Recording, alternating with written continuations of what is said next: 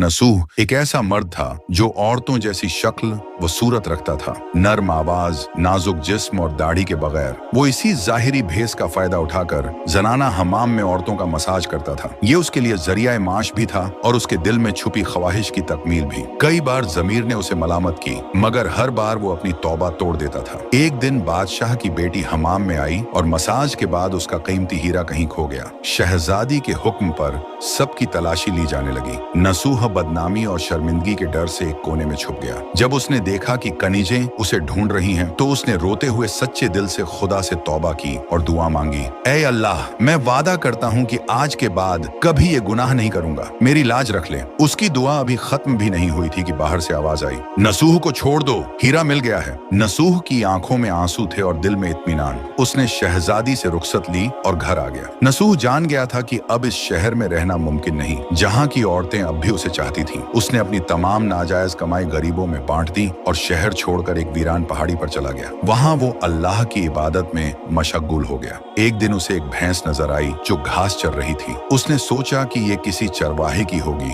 और जब तक उसका मालिक न आए वो इसकी देखभाल करेगा। कुछ दिन बाद एक तिजारती काफिला रास्ता भूलकर वहाँ पहुंचा। प्यास की शिद्दत से निढाल ताजिरों को नसूह ने अपनी भैंस का दूध पिलाया और सबको सैराब कर दिया। नसूह के अच्छे अखलाकन से मुतासिर होकर ताजिरों ने जाते हुए उसे बहुत सारा माल बतौर तोहफा दिया। नसूह ने इन पैसों से वहाँ एक कुआं खुदवा दिया। आहिस्ता आहिस्ता उस कुएं के इर्द गिर्द लोग बसने लगे और इमारतें बनने लगीं।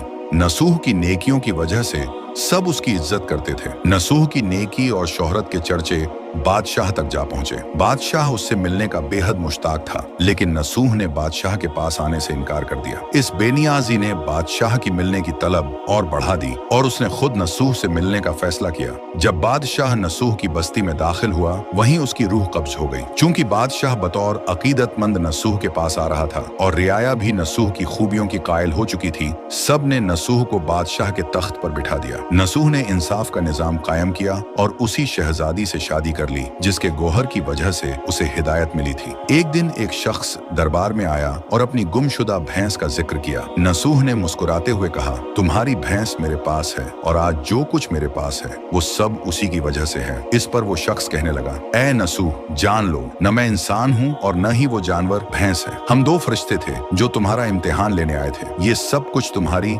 सच्ची तौबा का नतीजा है। ये कहकर वो दोनों फरिश्ते नजरों से गायब हो गए। इसी वजह से सच्चे दिल से की गई तौबा को तौबा नसूह कहते हैं।